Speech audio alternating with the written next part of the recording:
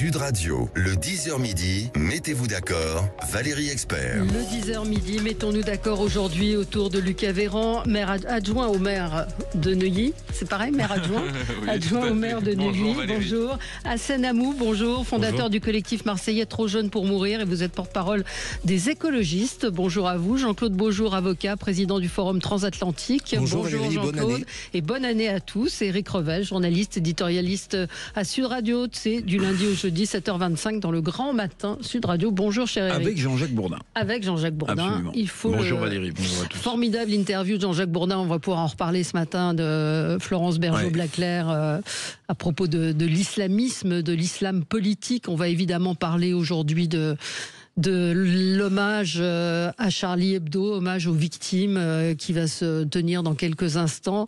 10 ans après, l'esprit Charlie diminue chez les jeunes générations. Ce que nous disait Marie Cabrette il y a quelques instants, c'est qu'ils avaient 10 ans, 8 ans à l'époque, donc ça ne leur parle pas forcément. On va parler de Bruno Retailleau qui souhaite interdire le port du voile à l'université et pour les accompagnatrices scolaires. Et puis on va parler du discours aux ambassadeurs hier d'Emmanuel Macron qui a beaucoup fait réagir, en particulier sur certains propos, et ce précisément sur l'Algérie qui se déshonore en détenant Boualem Samsal. J'avais juste envie de commencer par une question. Vous étiez où le 7 janvier 2010 ? Vous vous en souvenez les uns et les autres, Lucas ?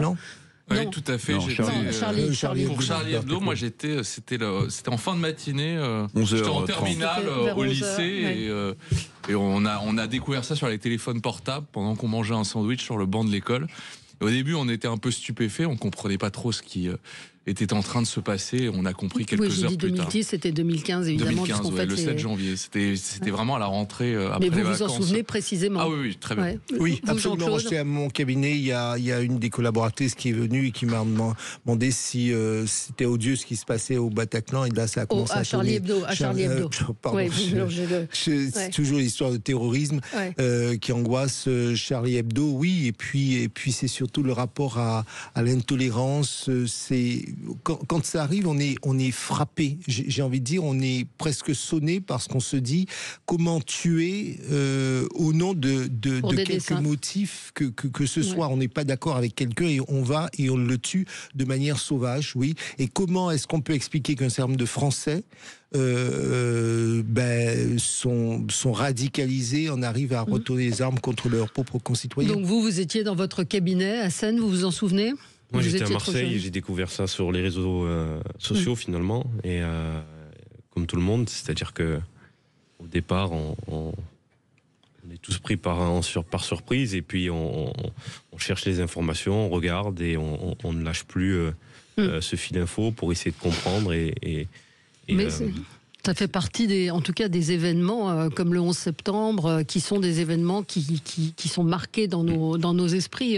Éric, vous étiez à LCI alors, 2010, oui, bien sûr, j'étais directeur général. 2015.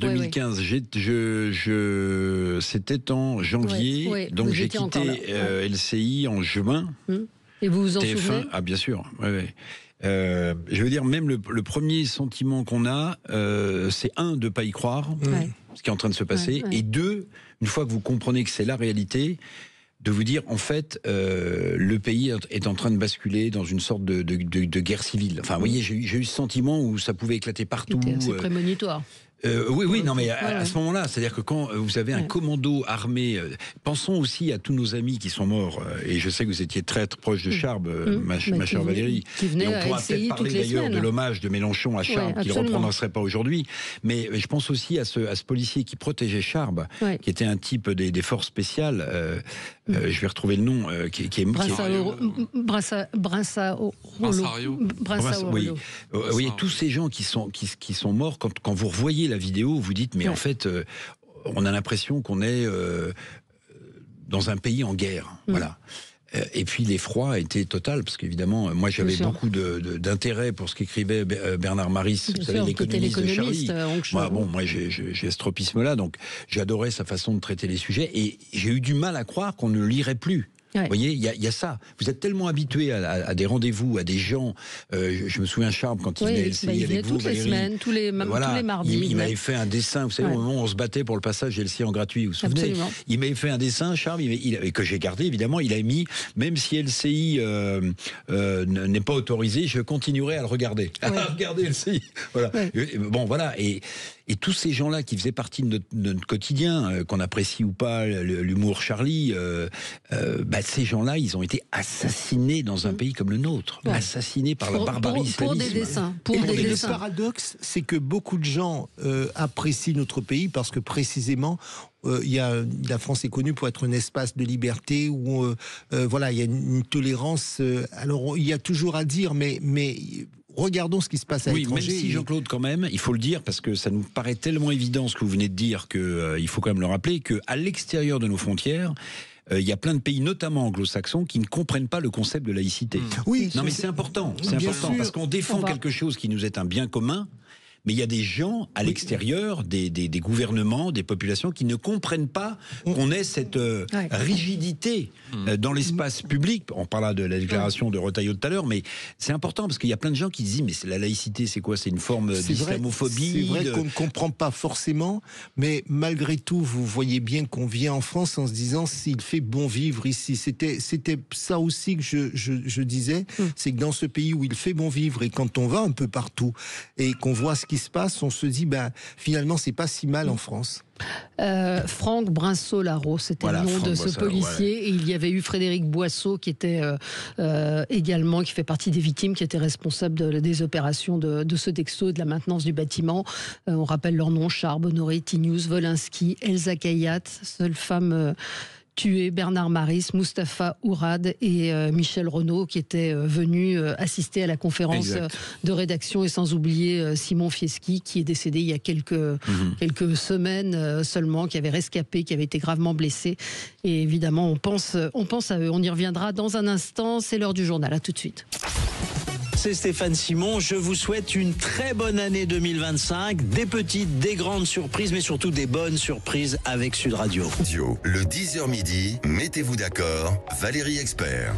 Beaucoup de sujets aujourd'hui, j'espère qu'on aura le temps de tout traiter avec Lucas Véran, adjoint au maire de Neuilly-Assénamou, fondateur du collectif marseillais Trop Jeune pour Mourir et porte-parole des écologistes, Jean-Claude Beaujour, avocat, président du Forum Transatlantique, et Éric Revel, journaliste, éditorialiste. On vous retrouve du lundi au jeudi dans le Grand Matin de Sud Radio, Grand Matin animé, présenté par Jean-Jacques Bourdin. Beaucoup de sujets évidemment autour de la commémoration de l'assassinat des dessinateurs de Charlie Hebdo et de ceux qui ont perdu la vie. Je pense aussi à Clarissa Jean-Philippe et autres, et Ahmed, le policier qui a été lui également assassiné au moment de l'assaut des frères Kouachi. On va parler de Bruno Retailleau et d'Emmanuel Macron au menu d'aujourd'hui. On commence avec vos coups de cœur, vos coups de gueule. Peut-être qu'on peut commencer avec vous, Éric. C'est l'actualité, la démission de Justin Trudeau. Bah oui, la démission de Justin Trudeau. Alors, il était au pouvoir depuis près de 10 ans. Il incarnait volontairement, et de manière dynamique, une sorte de progressisme wokiste. Je mets entre guillemets, vous voyez, je porte même pas de jugement, sauf si vous le demandez. Mais en tout cas, je fais ce constat-là. Et surtout, il part parce que il est mis en difficulté dans son propre parti. Son parti qui représente plus grand-chose à Ottawa et au Canada. Et il part aussi parce que son Parlement est paralysé. Alors, évidemment, je fais juste un petit parallèle avec la situation que nous connaissons aujourd'hui en France, avec à peu près les mêmes stigmates politiques, une crise politique aiguë depuis la dissolution de l'Assemblée nationale souhaitée par Emmanuel Macron.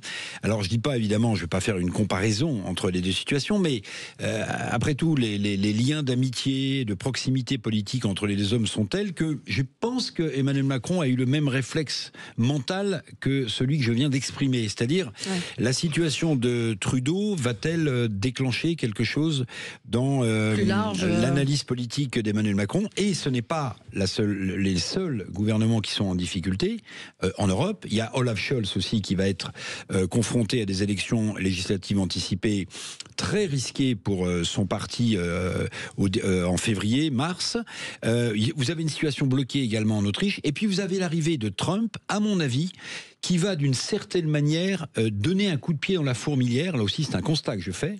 C'est pas une approbation ni une réprobation, mais qui va donner un coup de pied dans la fourmilière de l'incarnation des leaders politiques, à la fois du vieux monde et d'ailleurs, je pourrais associer à l'arrivée de Trump au pouvoir, celle de Javier Milei en Argentine, qui montre qu'on est peut-être devant quelque chose de nouveau dans la façon de faire de la politique, de l'exprimer, voire de prendre des décisions. Voilà.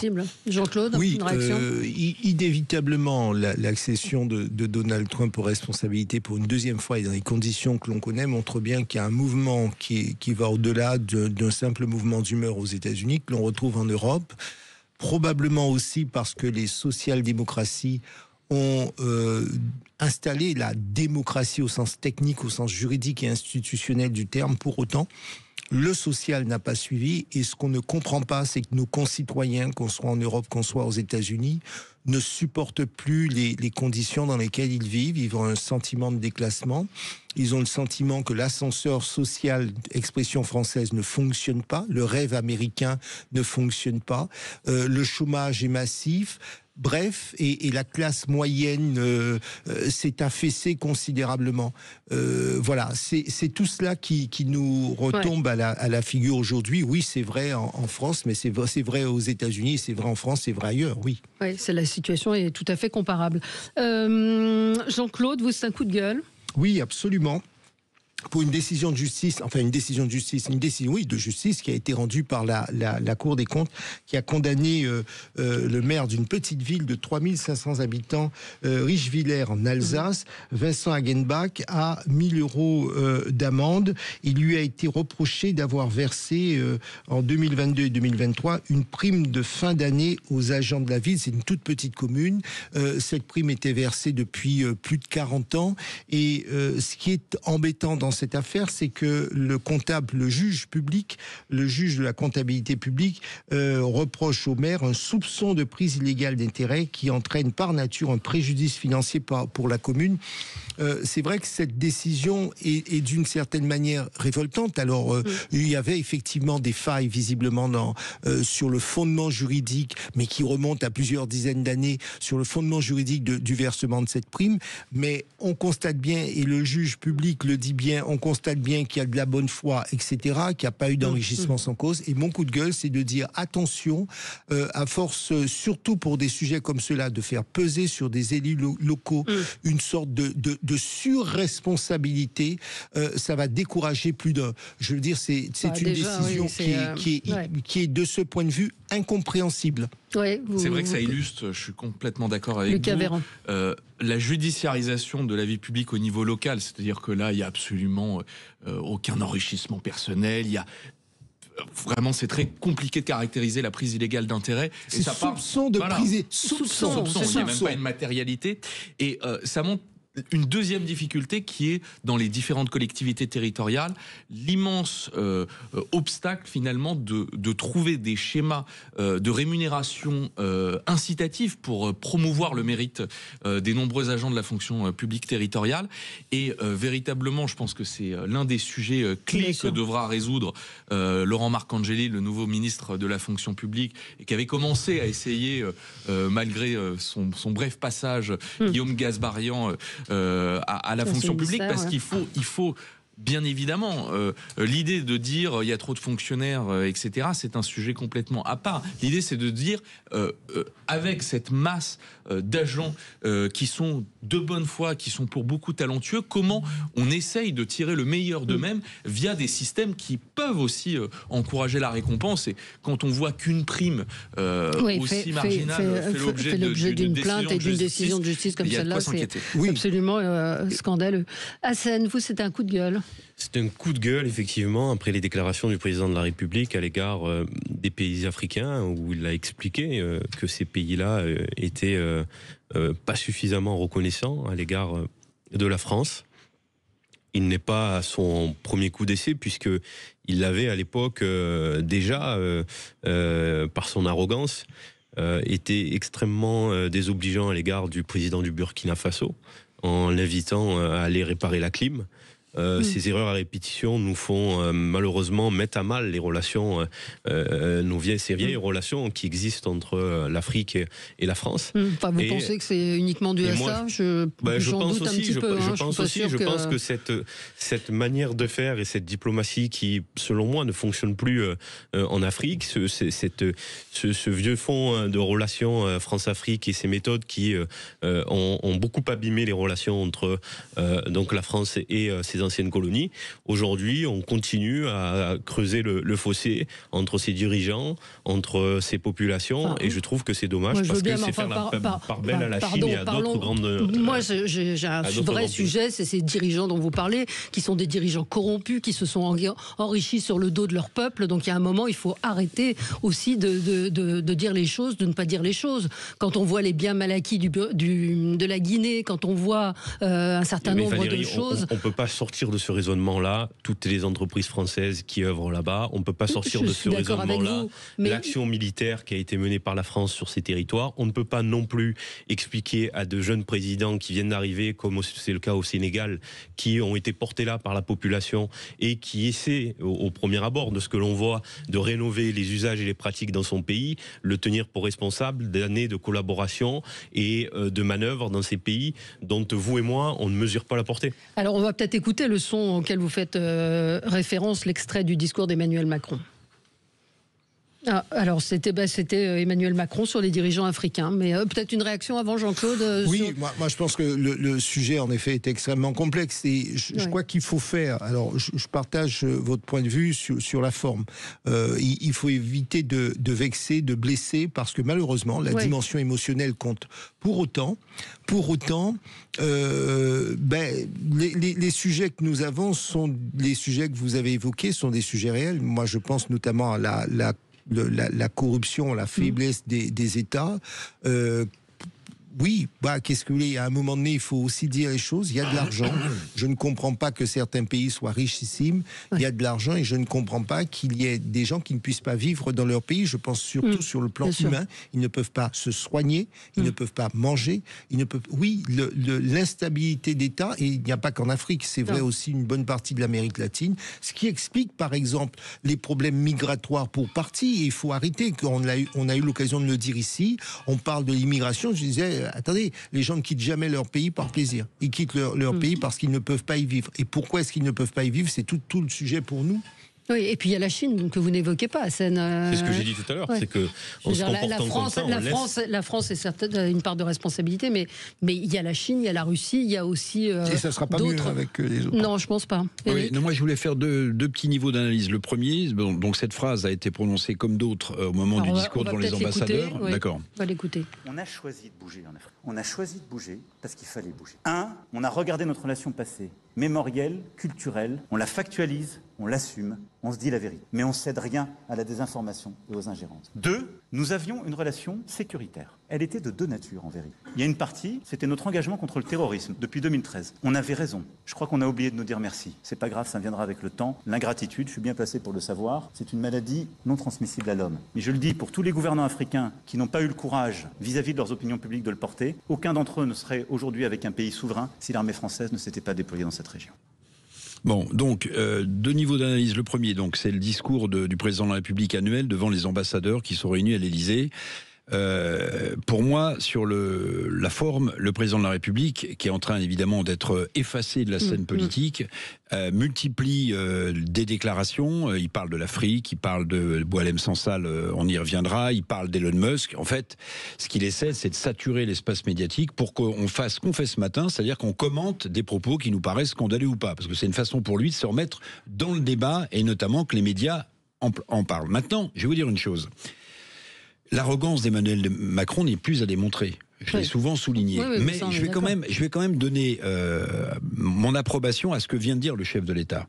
C'est que j'aurais pas été jusqu'à dire il faut que ces pays nous remercient. Voilà, mais je dirais quand même que qu'est-ce qui serait passé pour des populations civiles locales par millions de personnes si les militaires français qui l'ont payé au prix de leur sang qui sont morts sur place n'avaient pas contenu un temps le djihadisme et l'islamisme. Alors évidemment, on se protégeait aussi nous d'une certaine manière, mais on protégeait aussi ces populations qui parfois sont les premières victimes d'actes absolument monstrueux de la part d'islamismes locaux, notamment en Afrique.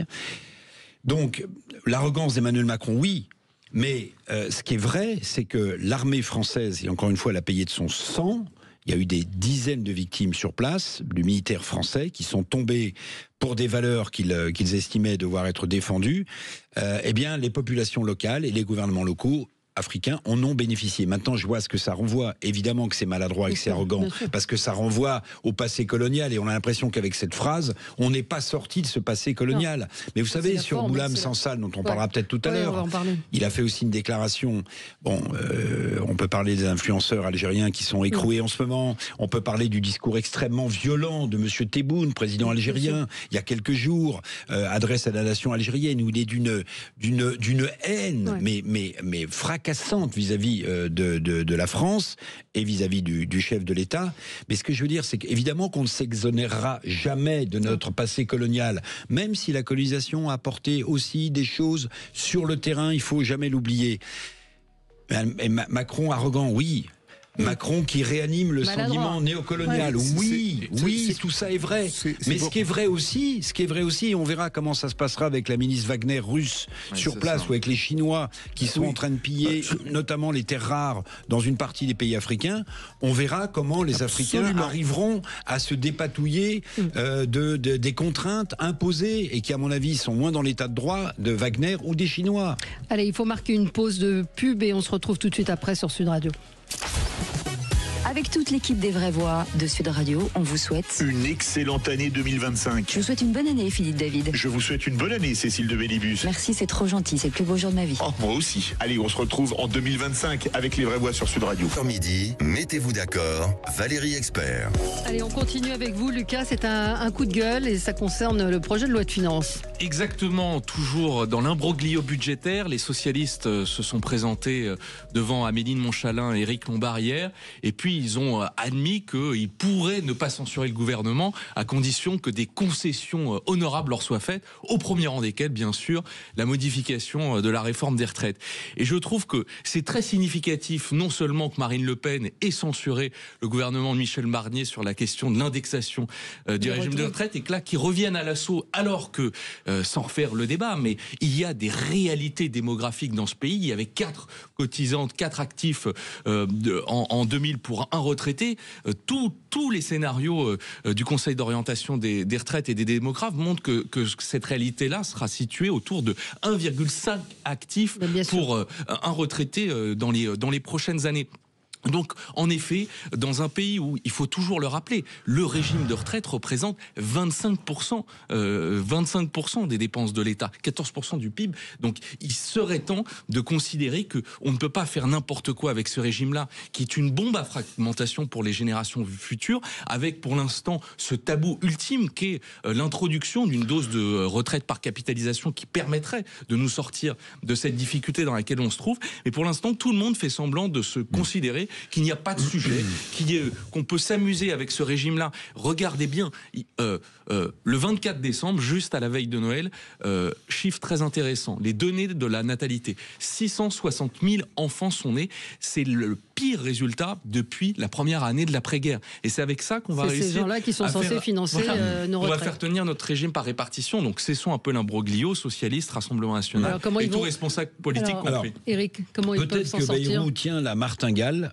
pour assurer la longévité de sa personne à Matignon et de son gouvernement. Je dis ça parce qu'il faut quand même saluer le geste du PS qui est sorti de la doxa du NFP et de LFI qui, je vous le rappelle, dans leur programme, c'était l'abrogation pure et simple de la réforme des retraites. Je rappelle quand même qu'on a un déficit budgétaire d'environ 200 milliards d'euros de prévu pour 2025 et que si on abrogeait la réforme des retraites, là, celle par répartition dont vous venez de parler, ça coûterait 4 milliards de plus cette année et 15 milliards de plus de déficit en 2030.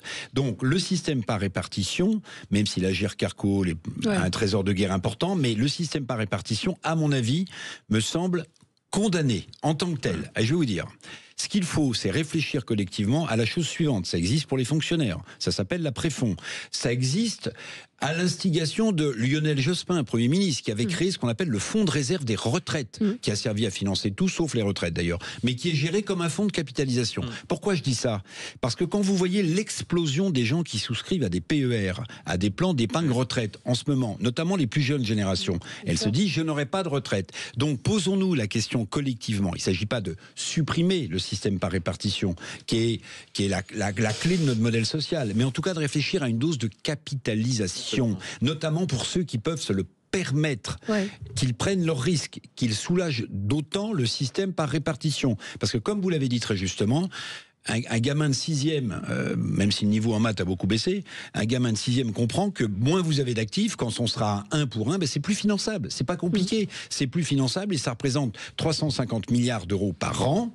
Et je rajoute, petit détail, que Éric Lombard a sans doute en tête, mais qu'il n'a pas exprimé publiquement, le nouveau ministre des Finances, c'est que quand Barnier prévoyait une augmentation graduelle des retraites, 0,8 et 0,8, il économisait 4 milliards, nous avait-il dit. Vous vous souvenez? Il économisait 4 milliards. On sait que la hausse de 2,2% qui a été mise en place le 1er janvier coûte 6 milliards. Donc en réalité, au-delà de ce qu'on doit faire comme économie, on doit trouver les 4 milliards qui n'ont pas été respectés, plus les 6 milliards que ça coûte. C'est-à-dire 10 milliards d'euros en plus, chers amis. En plus. C'est ça le problème des retraites. Et si on ne le pose pas, je veux dire, de manière, mais allez, frontale, on n'a plus les moyens de continuer à penser que la répartition seule peut assurer le niveau des retraites. Mais je pense qu'il faut faire aussi un peu de pédagogie. Je vois une auditrice qui me dit, mais non, on cotise individuellement. Mais non, Marie, vous ne cotisez pas individuellement. Vous cotisez avec vos cotisations d'aujourd'hui, payent les retraités d'aujourd'hui. Et vous serez... en tant que retraités payés par ceux qui travaillent aujourd'hui. À Seine, les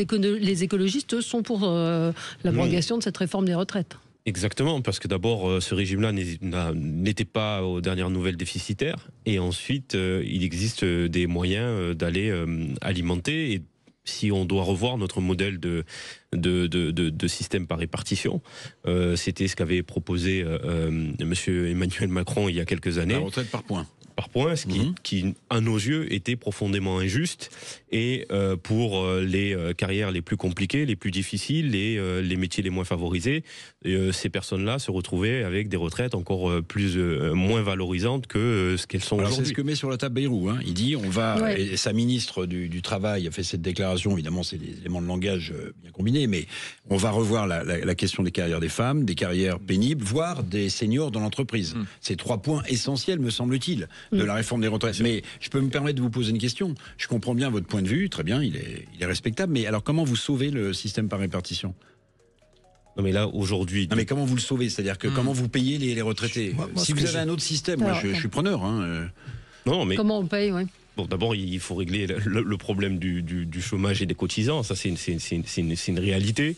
Deuxièmement, aujourd'hui, cette part qui est réservée, ce régime qui n'est pas déficitaire, on ne voit pas pourquoi est-ce qu'il faudrait l'arrêter tout de suite, brutalement, et changer de modèle en laissant sur le carreau des milliers de personnes. Enfin bref, en tout cas, il faut se donner le temps d'aller vers un modèle différent, mais ce temps-là, on l'a pour pouvoir le penser. Allez-y. Oui, non mais je trouve ça intéressant parce que typiquement dans le programme du nouveau Front Populaire, lorsque il y avait cette idée de revenir à 60 ans, il n'y avait aucune discrimination entre les plus aisés, ceux qui avaient des carrières dans les bureaux et ceux qui avaient des carrières longues. Ce qui est important, c'est de discriminer les carrières en fonction de ceux qui ont été le plus exposés à des métiers difficiles, mais avoir des mesures comme ça qui vont exploser le système. Franchement, il n'y a pas un jeune dans mon entourage qui pense qu'il va toucher les cotisations que nous donnent les simulations. C'est complètement impensable. Et je termine juste pour réévoquer ce que vous avez dit, effectivement, l'augmentation de 2,2% des retraites. Mais allez aujourd'hui vous balader avec les actifs qui ont mon âge, je vous assure qu'une augmentation de 2,2 serait la bienvenue pour bien d'entre eux. On ne se rend pas compte, et ça pour moi c'est aussi une bombe à fragmentation démocratique, du sentiment que peuvent avoir les jeunes d'avoir un niveau bien inférieur à celui qu'ont les retraités aujourd'hui. Donc réglons ce problème. Juste très rapidement, moi j'entends ce que vous dites, mais vous avez dit un mot qui m'a fait bondir. Nous avons les moyens d'alimenter. Ça, je suis gêné par ce mot parce qu'en fait, j'ai l'impression qu'on va encore mettre sous perfusion. Là où depuis, moi, ça fait 30 ans que les j'entends... auditeurs disent attaquez-vous à la fraude fiscale, attaquez-vous à l'évasion fiscale. Valérie, on vient de dire, pour ceux qui nous ont entendus, qu'il faut lutter contre la corruption et au passage, la corruption n'est pas qu'à l'étranger, elle est aussi chez nous. On vient de dire, vous savez bien qu'on en a débattu à multiples reprises, mais ça ne va pas nous empêcher, il y a une réalité mathématique et laissons place aux faits. Lorsque vous avez un nombre de cotisants qui est quasiment égal au nombre de retraités, moi je vais vous dire, il y a une chose qui me ravit à titre perso, mon père a 97 ans, il aura passé quasiment 40 ans à la retraite. Ça veut dire que l'espérance de vie augmente et le coût, là le sujet est de retraite, mais l'espérance de vie augmente et c'est une bonne chose pour nos vieux, entre guillemets, pour nous-mêmes, pour notre société, sauf qu'il y a un coût et il faut se demander non pas d'alimenter ou mettre sous perfusion, c'est véritablement repenser le modèle. Dernier point, je suis d'accord sur le fait que dans certaines fonctions, on ne peut pas dire aux gens vous partez à la retraite à 60 ans. Moi je comprends que celui qui est sur les chantiers à longueur de journée, sincèrement, humainement, ça n'est pas tolérable d'imaginer bien que vous le défendiez aujourd'hui, certains de vos amis alors attendez, vous m'avez dit, c'est peut-être la première fois que vous m'entendez, mais je n'ai jamais varié là-dessus. C'est un message que j'ai toujours tenu. Il est normal que les plus fragiles soient mieux protégés dans une société égalitaire. Allez, petite pause et on se retrouve dans un instant avec vous pour évoquer la mémoire de Charlie Hebdo. Qu'est-ce qu'être Charlie aujourd'hui? À tout de suite. C'est André Berkoff et je vous souhaite une merveilleuse année 2025 sur Sud Radio. 10h midi, mettez-vous d'accord, Valérie Expert. Qu'est-ce qu'être Charlie aujourd'hui? 10 ans après l'attentat, les Français se disent plus que jamais attachés à la liberté d'expression. Charlie Hebdo, qui publie aujourd'hui un numéro spécial d'une 40aine de pages, publie un sondage dans lequel il est dit que les Français soutiennent plus que jamais la liberté d'expression. Oui, c'est ce qu'ils disent. Est-ce que dans les faits, c'est la réalité? 62% soutiennent la liberté de la presse. C'est pas beaucoup, finalement, 62%. Je trouve que c'est pas énorme. 76% des Français estiment que la liberté... Ils ont l'impression que la question est biaisée. Ils ont peut-être l'impression que la presse n'est pas toujours libre. Oui, 76% des Français estiment que la liberté d'expression est un droit fondamental et que la liberté de caricature en fait partie, contre 58% lors de la précédente enquête menée par la Sofres. Qu'est-ce qui reste de Charlie Hebdo aujourd'hui ? Vous étiez jeune, très jeune à l'époque. Oui. Moi, il avait 8 ans. Non. Merci Eric. Non, mais j'avais... je ne connaissais pas Charlie Hebdo quand c'était arrivé. Ah, c'est vrai. J'ai découvert Charlie... j'avais 17 ans, objectivement, ça faisait pas partie des médias dont je connaissais l'existence. Il y avait à la maison, à Neuilly, on lisait pas Charlie Hebdo. Non, c'était pas du tout. C'était pas... En plus, j'étais à Saint-Dominique, donc on comprenait bien que les blagues répétées sur les curés ne faisaient pas office de favoris pour les foyers. Non, ceci étant dit, qu'est-ce qui reste de Charlie Hebdo? Je pense que toute notre génération a été marquée par ce firmament du droit du blasphème et du droit de rire de Dieu, en fait, qui fondamentalement, et comme le disait Jean-Claude tout à l'heure, est une singularité française dans son expression. Et aujourd'hui, finalement, on remarque que le combat est toujours d'actualité. Je vais donner un exemple qui, pour moi, est très significatif. Quand Émeric Caron s'adresse à Sophia Aram dans les termes avec lesquels il s'est adressé à Sophia Aram, vient remettre en cause sa qualité de poil à gratter, tout simplement d'humoriste, en lui faisant porter toute la culpabilité d'un présumé génocide qui aurait lieu en Israël. En fait, on se rend compte que finalement, l'art de rire est toujours remis en question. Et donc, finalement, le combat demeure plus présent que jamais. On remarque que, comme vous le disiez, l'esprit Charlie, souvenons-nous de ces millions de Français qui se sont rassemblés place de la République. Aujourd'hui, est-ce qu'il y aurait ce même élan? J'en suis certain.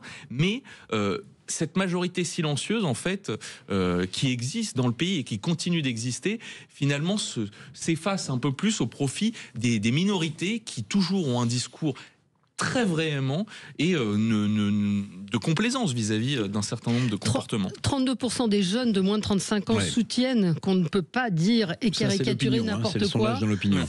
Voilà, sous couvert de liberté d'expression, contre 21% des 35-64 ans. Donc il y a une vraie fracture, Jean-Claude. Mais Valérie, moi je pense que là où il y a une incompréhension, on peut avoir l'opinion suivant laquelle on défendrait le fait qu'on ne peut pas rire de Dieu ou rire de nous. Ok. Mais à ce moment-là, nous avons des institutions. Vous avez des tribunaux. C'est cela aussi on ne peut pas prendre des armes pour aller tuer quelqu'un avec qui on n'est pas d'accord. Je pense que c'est ça, parce que oui, la liberté d'expression, elle a une limite. Elle se joue devant les tribunaux. Elle se joue devant la 11e. Il y a eu des procès contre Charlie Hebdo de la part de l'Église catholique. Mais pas seulement. Ouais. Il y a des procès en diffamation, il y a des procès en injure publique, etc. Dans une société, notre société dit que lorsque vous sentez que X ou Y est allé trop loin, eh bien, il y a aussi des recours, et il faut que l'on accepte que le recours ne peut pas être « je fais ma loi tout seul dans mon coin où je décide de la sanction ». Non, c'est cela que je conteste fermement, et c'est là-dessus que nous devons être forts. Nous ne devons rien céder là-dessus. On ne peut pas comprendre. Moi, je vais vous dire, je ne peux pas comprendre. Ouais. Non, mais ça veut dire quoi? Ça veut dire que le oui, mais je ne l'accepte pas.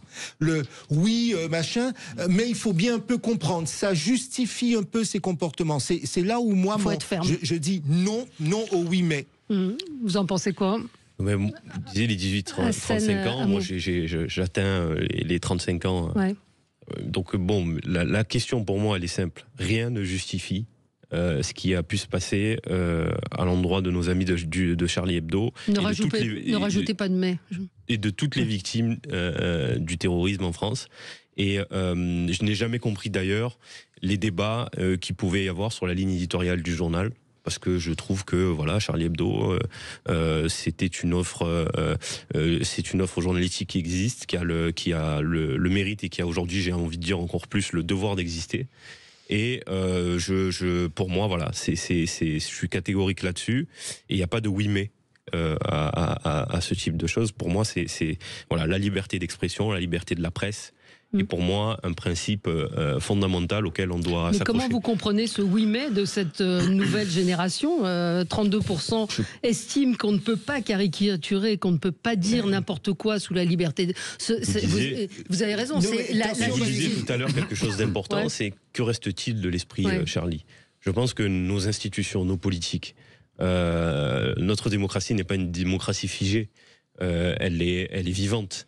Et quand nos politiques se donnent des libertés ou ne réaffirment plus un certain nombre de valeurs et de règles, effectivement, d'autres personnes et des générations moins anciennes se donnent peut-être le droit de les remettre en question parce qu'à un moment donné, on a été faible à un certain endroit. En revanche, il ne faut pas non plus se raconter d'histoire. Les médias se sont, pour certains, radicalisés. La parole politique, aujourd'hui, ne s'exprime pas toujours en responsabilité et ont tendance à aussi s'exprimer dans une certaine violence à l'égard de minorités ou à l'égard de gens, sans se soucier réellement de l'impact que ça peut avoir et de la portée des choses. Et aujourd'hui, savoir qu'une partie de notre société peut encore, sur une troisième et quasi quatrième génération, se sentir un peu moins français ou avoir, etc., ça n'a rien à voir avec le débat de Charlie Hebdo, hein, je le dis tout de suite. Mais c'est peut-être aussi le climat de la société en lui-même qui a changé. En fait. Il y a le climat, mais Valérie vient de poser une question à laquelle je veux bien répondre. Elle a dit, qu'est-ce qu'on fait? La première des choses à ces 32% de jeunes qui disent qu'ils ne comprennent pas qu'on puisse caricaturer, je leur réponds ceci. Vous avez le droit de penser comme cela. Vous avez ce droit-là. Mais il faut savoir que chez nous, dans ce pays, quand on estime qu'on a été insulté, quand on estime qu'on est violenté, il y a des institutions, il y a des recours, il y a des voies de droit. Je ne pourrais pas vous dire autre chose, c'est l'état de droit à tout. Alors après, que les politiques, les journalistes, évidemment, on peut étendre, mais sur cette question, et je pourrais décliner sur d'autres, c'est exactement la réponse qu'il faut apporter. Oui, vous avez le droit, et si vous estimez que vous êtes bafoué dans votre honneur, dans votre dignité, eh bien, vous poursuivez en justice. Éric Revel. Moi, je reboucle avec ma première intervention tout à l'heure sur la laïcité. Défendre l'esprit Charlie, rendre hommage aux victimes de cet assassinat chez Charlie Hebdo, c'est c'est solidifier la laïcité. Vous voyez, c'est-à-dire qu'en réalité, si on cède sur cet esprit qui est un droit, le droit au blasphème est un droit reconnu, en fait, on enfonce un peu plus la laïcité dans un pays qui est multifracturé socialement, économiquement, de manière communautaire par certains membres du NFP. Voilà, quand on n'est pas capable de qualifier le Hamas de terroriste, ça pose quand même un problème, si vous voulez, parce que dans ces cas-là, les assassins de Charlie Hebdo, on les qualifie comment ? De vengeurs masqués et de vertus religieuses. Bon, mais je vais être honnête avec vous. Moi, il y avait des unes de Charlie Hebdo qui m'ont choqué. Moi, je suis chrétien. Il y a des unes de Charlie Hebdo qui m'ont choqué. Quand on voyait le pape à genoux en train de... Bon, voilà, tout le scandale autour de l'église, de la pédophilie. Je me disais, mais comment est-ce qu'on peut faire ça ? Mais d'abord, deux choses. C'est que jamais j'ai remis en cause la possibilité de le faire. Et puis, deuxièmement, la plus importante, jamais, je ne suis pas un intégriste, évidemment... Il y a des musulmans tranquilles. Mais non seulement l'interdire, mais d'aller tuer les gens qui ont fait ça. Jamais. C'est ce que je vous dis. J'aurais bien voulu en débattre avec Charb ou avec... Vous voyez, ça m'aurait intéressé. C'est ce que je vous dis. Lui dire, mais attends, d'accord, la liberté d'expression, d'accord, mais jusque-là, mais est-ce que vous savez que vous blessez des gens ? Et il m'aurait répondu de manière intelligente, en me disant, mais on le fait pour toutes les religions. Et c'est un droit reconnu en France. Et redire ce que je disais avec ce qu'on disait avec Marie Cabrette, c'est-à-dire que la religion représentait une infime partie des unes de Charlie Hebdo. C'était beaucoup plus politique qu'autre chose. Mais on retenait cela. Et souvenez-vous d'Harakiri, puisqu'on parle de titres comme ça, avec le professeur Churon. Alors là, c'était encore autre chose. Mais même si, et je dis bien, moi je suis sur votre même ligne, puisque je suis catholique pratiquant, je dis, même si un certain nombre de unes m'ont choqué, m'ont violenté, pour autant, il ne me serait jamais venu à l'idée de prendre un pistolet pour aller, ou ne serait-ce que de penser qu'on devrait les tuer. Même en pensée, ça ne me viendrait pas à l'idée. Il y a un manque de tolérance, il y a un manque de second degré aujourd'hui, c'est-à-dire de comprendre. D'ailleurs, cette une de Charlie Hebdo que je vois défiler avec Mahomet qui dit c'est dur d'être aimé par des cons par Cabu, il y a cette phrase avant qui est Mahomet débordé par les intégristes. C'est-à-dire qu'il dit pas ça a été interprété comme tous les musulmans sont des cons. C'est pas ce qu'il dit. Il dit il est débordé par les intégristes, par ceux qui parlent en son nom et qui manipulent. Et il fait cette différence. Vous avez des intégristes cathos, vous avez des intégristes juifs. Bien sûr, mais encore une fois. Ils n'ont encore tué personne pour l'instant. Aujourd'hui. Bon, oui, dans le 20e siècle. Ce que je veux dire, c'est que là, on a basculé dans une barbarie qu'on ne pensait pas imaginable au pays de Voltaire et Rousseau. Mais ça nous ramène, oui. Non, et je pense qu'il y a deux niveaux aussi d'analyse qui peuvent être ajoutés. Le premier, c'est on a souvent été dans un discours de conciliation, non pas de compassion, mais d'explication des comportements terroristes. Or, comme le démontrait très bien Hugo Micheron dans son bouquin Les djihadismes français, où il faisait un peu l'autopsie finalement de la manière dont s'organisaient les cellules djihadistes qui ont conduit aux attentats, le fait social, le fait économique n'explique pas tout. Et déjà, sortir de ce discours de c'est parce qu'il y a eu telle condition économico-sociale qu'a pu se créer ce comportement-là, déjà, c'est réaffirmer que rien ne saura expliquer jamais un tel niveau de violence à l'endroit de journalistes ou de quiconque. Mais est-ce qu'on a manqué de fermeté ? Est-ce qu'on a manqué aussi, est-ce qu'on a laissé cet islamisme, je dis bien islamisme, infiltré, ce que disait Florence Bergeau-Blackler ce matin. Finalement, le 7 janvier 2015 et le 13 novembre 2015, qui s'est passé, c'est la concrétisation d'un travail au long cours qui a duré des décennies. Et typiquement de personnalités qui étaient dans des groupuscules algériens qui sont venus s'implanter dans des zones très situées sur le territoire. Et je vous invite vraiment, chers auditeurs, à pouvoir faire lecture du djihadisme français, parce qu'il analyse très bien finalement comment ces réseaux ont pu prospérer au long cours, sans une action publique très ferme, et finalement parce que à l'époque ils n'envisageaient aucune forme de violence, mais étaient dans la conviction des esprits seulement. a pu permettre le départ ensuite au Cham d'un nombre de djihadistes très important qui aujourd'hui maintenant, et ça va être le défi qu'on va devoir affronter collectivement. Quand on abandonne, quand on abandonne, alors ça va être très ringard ce que je vais dire, mais je l'assume. Quand on abandonne l'explication et le récit du roman national dans un pays, quand on dit l'histoire de ce pays est pas belle, la colonisation, les machins, les trucs, Pétain, et qu'on met tout ça de côté, de manière volontaire ou involontaire, vous ne faites plus rêver les jeunes générations. Alors peut-être qu'on les faisait rêver sur des légendes, mais peu importe, il y avait un corpus historique. Eh bien, les jeunes qui sont, et on a tous été jeunes, et vous serez un jour vieux, mais on a tous été jeunes, mais ces jeunes-là, ils cherchent de l'aventure, ils cherchent des repères, ils cherchent à s'accrocher sur des choses. Ce qui est déplorable, et qui est peut-être présent dans ce livre que j'ai pas lu, c'est que pour un certain nombre d'esprits légers, voire dérangés, l'aventure, c'était le djihadisme. Alors, voilà. on va en redire un mot dans un instant, petite pause. Sud Radio, c'est votre opinion qui compte. Merci à Sud Radio pour l'attention que vous portez au sport. C'est super, continuez. Sud Radio, parlons vrai. Midi, mettez-vous d'accord, Valérie Expert.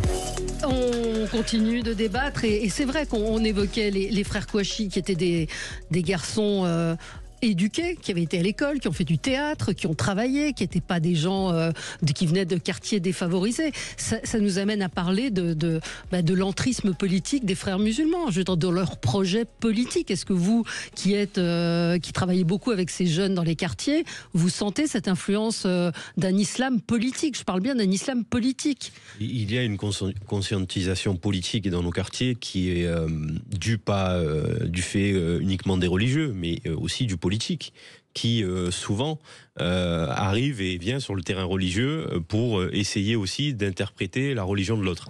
Il y a ce phénomène-là. Et donc, un certain nombre d'imams, aujourd'hui, se sentent le devoir de faire de la politique dans leur prêche du vendredi.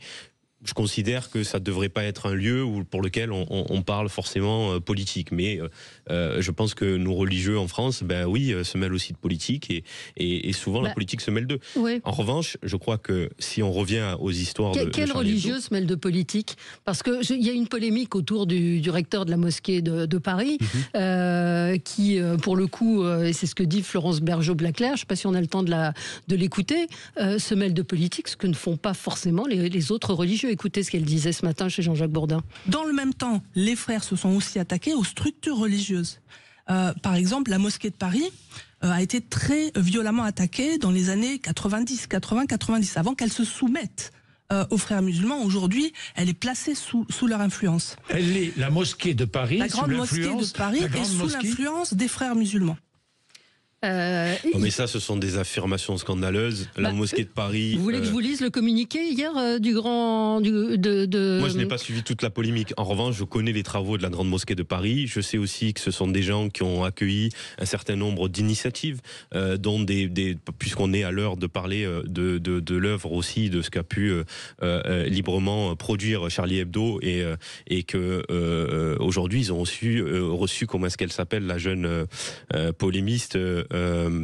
Qui elle aussi s'est faite menacer, Mila. Je pense qu'ils ont été dans des initiatives ouvertes, souvent où ils ont accueilli, que ce soit des autorités, des colloques, des réunions. Donc résumer l'activité de la grande mosquée de Paris, qui a souvent montré leur ouverture, leurs travaux éclairés, etc., à ce genre de polémique et d'affirmation. Je trouve que là aussi, ce n'est pas participer d'un débat apaisant dans une société normale qui aimerait comprendre l'autre et faire l'effort de discuter avec ses autorités. Comment vous jugez les propos du recteur de la mosquée qui dit ce week-end sur CNews, un obscur blogueur a lancé de graves accusations en affirmant que notre institution cherchait à déstabiliser la France. L'ancien ambassadeur de France, connu pour son hostilité aveugle contre le pays où il fut en fonction, était invité à tenir un discours similaire. Il rentre dans un discours politique. C'est le communiqué. Il est dans un discours politique. Bon, donc, je ne vais pas citer, parce que je pense qu'on n'en a pas le temps, mais d'autres clergés, enfin la religion musulmane n'en a pas. Se sont déjà fendus de communiqués de presse où ils faisaient des allusions politiques. J'en connais certains, venant moi-même d'une ville à Marseille, où voilà. Donc je vais pas citer, mais c'est déjà arrivé. Je pense vraiment que sur ce coup-là, il y a encore une fois les commentaires de plateau qui s'expriment. Là où je vous le dis encore une fois, la majorité des responsables politiques de droite et de gauche connaissent, fréquentent la grande mosquée de Paris. Ils vont. et discute avec le recteur de la mosquée de Paris. Toutes les autorités françaises et les plus hautes autorités du pays. Donc laisser dire ce genre de choses, c'est de la provocation. Et à un moment donné, il est vrai que nous ne sommes pas structurés par des clergés et que peut-être que le recteur de la mosquée s'est senti obligé de faire un communiqué de presse qui peut paraître un peu violent, mais je pense qu'il se devait peut-être de répondre aussi puisqu'il a été mis à mal et attaqué sur des valeurs assez fondamentales. Et Éric, un mot sur Bruno Retailleau qui veut interdire le port du voile à l'université et pour les accompagnatrices de sortie scolaire. Ce sont des sujets qui reviennent régulièrement, mais on peut le mettre en parallèle. Je veux dire, le fait qu'il fasse cette déclaration aujourd'hui n'est pas anodin non plus. Non, c'est pas anodin. Là, il forme un binôme avec Gérald Darmanin qui est à l'épreuve des faits, mais c'est vrai que le discours a changé. C'est rare quand même. Là, c'est du constat encore, même si je peux vous donner mon avis sur le sujet, vous le connaissez sans doute. C'est rare qu'on ait un ministre de la Justice et un ministre de l'Intérieur qui, dans leurs déclarations et dans leurs premiers actes, marchent d'un même pas. Parce qu'en général, c'est toujours comme ça. La justice est plutôt à gauche et le ministère de l'Intérieur est perçu comme celui de la répression et de la droite. Et en général, et Macron l'a fait sans arrêt, vous nommez quelqu'un de gauche à la justice et puis quelqu'un de droite à l'intérieur. Là, on est sur un équilibre assez... D'ailleurs, ils s'exposent tous les deux. Vous avez vu les photos sur les réseaux sociaux. Pour vous, c'est pas un acte de fracturation de la société que de s'attaquer aux personnes accompagnatrices dans les écoles, porteuses de voile, qui ne font de mal à personne et qui viennent en aide, souvent de manière volontaire. Alors, qui viennent en aide et bénévoles, vous avez raison, mais moi, je vais vous dire, dans l'état de fracturation dans laquelle est la société française, je pense qu'il ne faut pas faire reculer d'un pouce la laïcité. Pas d'un pouce, surtout à l'école de la République. Surtout à l'école de la République. À quoi est-ce que ça met à mal le port d'un voile, les valeurs et les règles de la laïcité?